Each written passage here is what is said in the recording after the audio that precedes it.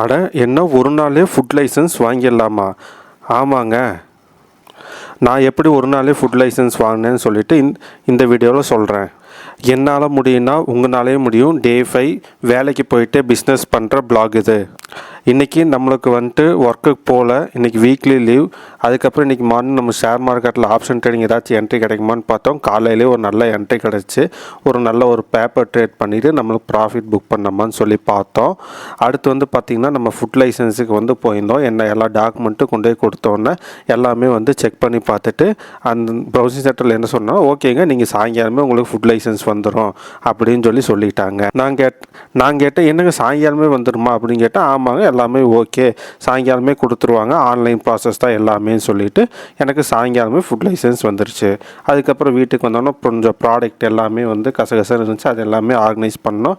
இந்த மாதிரி தான் இன்றைக்கான டே முடிஞ்சிச்சு.